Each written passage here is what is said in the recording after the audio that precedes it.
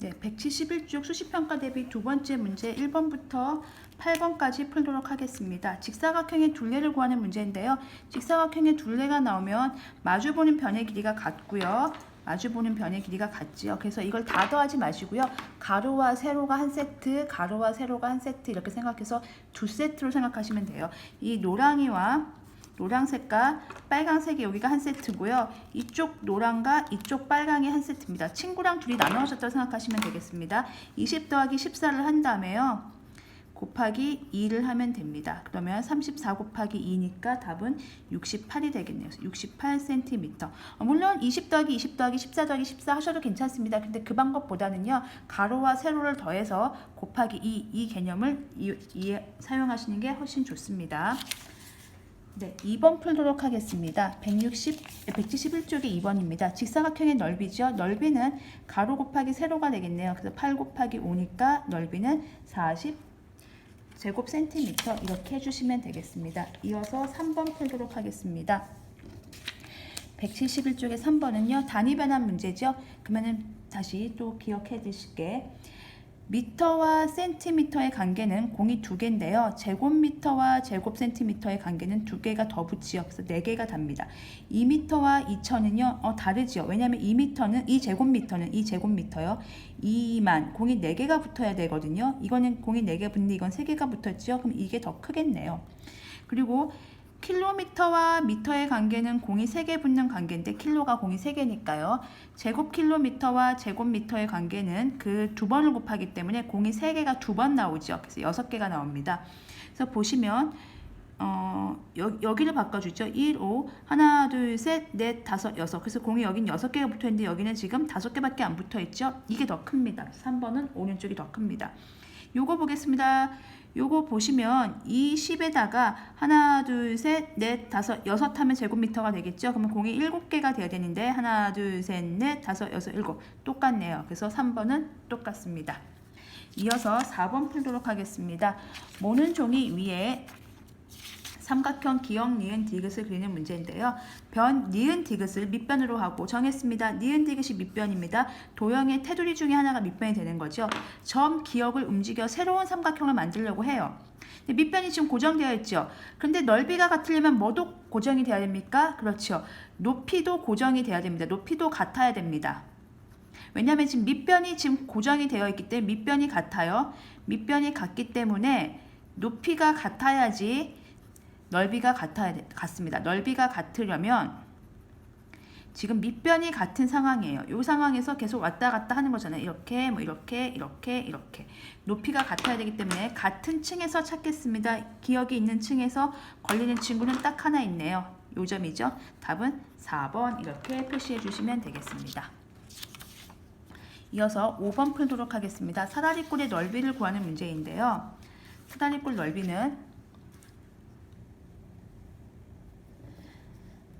아랫변 더하기 윗변 곱하기 높이 나누기 2죠. 아랫변 더하기 윗변 곱하기 높이 나누기 2를 하면 되니까요. 24 곱하기 10 나누기 2를 하면 되고요.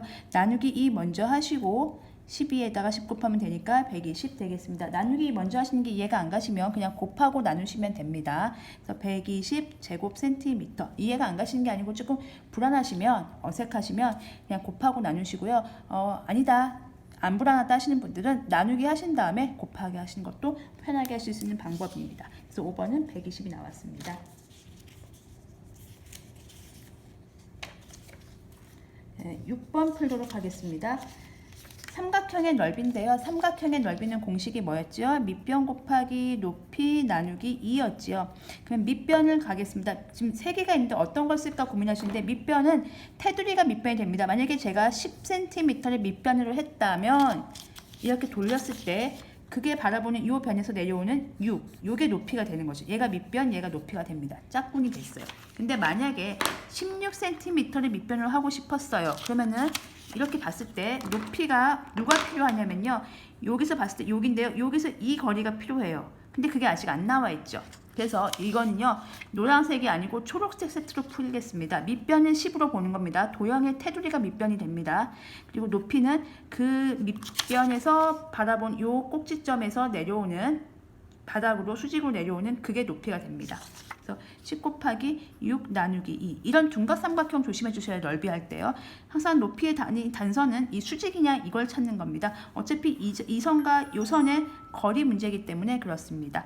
그래서 푸시면 5 곱하기 6이니까 30, 그래서 30 제곱센티미터 이렇게 써주시면 되겠습니다. 이게 6번이고요. 7번 풀도록 하겠습니다. 171쪽의 7번입니다. 밑변이 16cm이고 높이가 8cm인 평행사변형의 넓이죠. 평행사변형의 넓이는 밑변 곱하기 높이가 되겠습니다. 그래서 밑변이 16이고 높이가 8이니까 계산하시면 되죠. 8, 6에 48, 8, 1은 8, 128. 그래서 128 제곱센티미터 이렇게 나오면 됩니다. 그래서 공식만 알고 있으면 곱하기니까요. 별로 어렵진 않습니다. 마름모의 넓이가 27일 때 네모안에 알맞은 거. 나누기 이해를 하는 게 세 가지가 있다고 했습니다. 삼각형, 마름모, 사다리꼴, 넓이 조심하십시오. 그러니까 가로 곱하기 세로가 아니고 이게 원래 직사각형이 이렇게 있었을 때요. 직사각형을 생각한다면 이 구가 사실 직사각형의 노란 직사각형의 가로가 되는 거고요. 이 네모는 노란 직사각형의 세로가 되는 거겠죠. 그래서 9 곱하기 네모를 한다면 사실 그거는 마름모가 아니고요. 직사각형의 넓이인 거죠. 근데 마름모 넓이가 27이니까 이 직사각형의 넓이는 얼마일까요?